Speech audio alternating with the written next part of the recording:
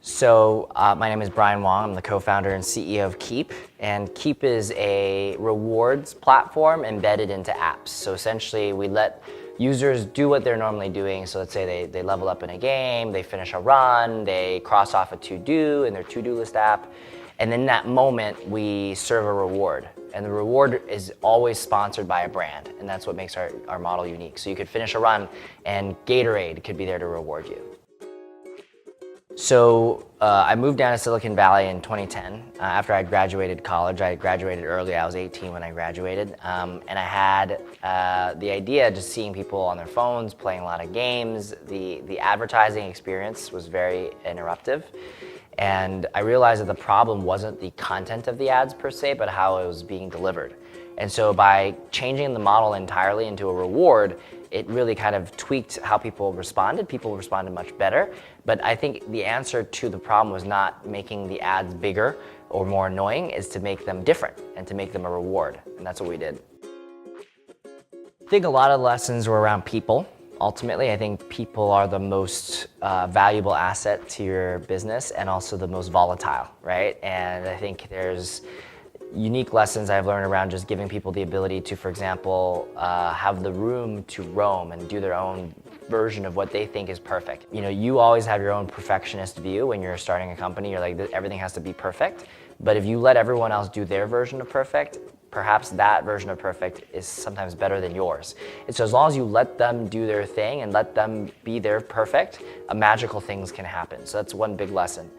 The other is that there's really this, always assume that people are there actually to do something good. I think a lot of times we're very skeptical. We're always assuming someone's there to do harm.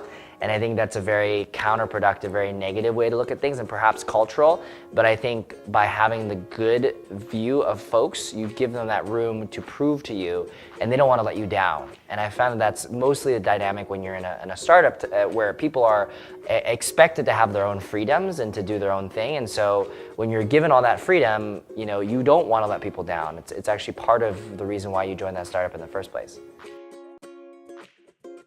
Actually, there's a term that I think someone else came up with, but it's subservient management. Essentially, as a manager, you're a servant to your people. You know, you're not telling them what to do, they're not serving you, you're serving them. And that really encompasses not only my management style, but my entire executive team and our middle managers as well, which is you're there to not necessarily tell everyone every single step of the way what they need to do. You're there to remove obstacles, give them resources, and to essentially be an enabler.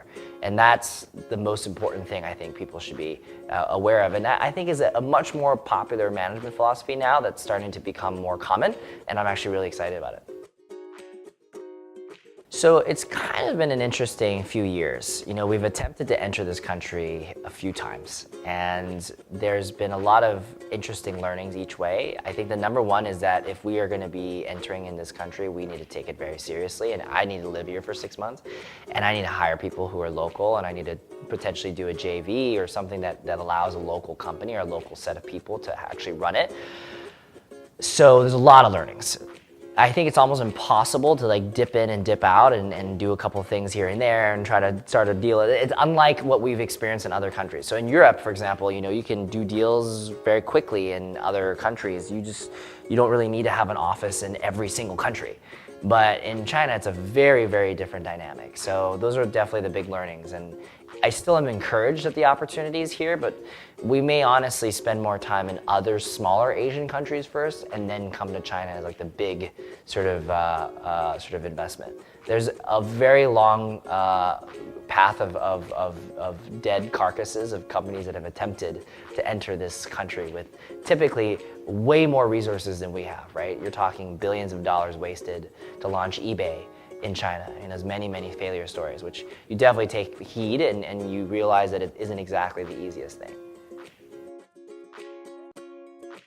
I honestly think it's about the philosophy of less is more. I think what's happened is old advertising, because it was very much so based on older technologies, like let me just put up a billboard and hope you saw it, right?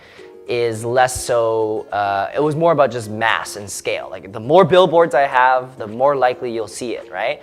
And I think in modern technologies, it's now, I don't really need to show you it unless we know you are in the mindset to pay attention or if it's relevant.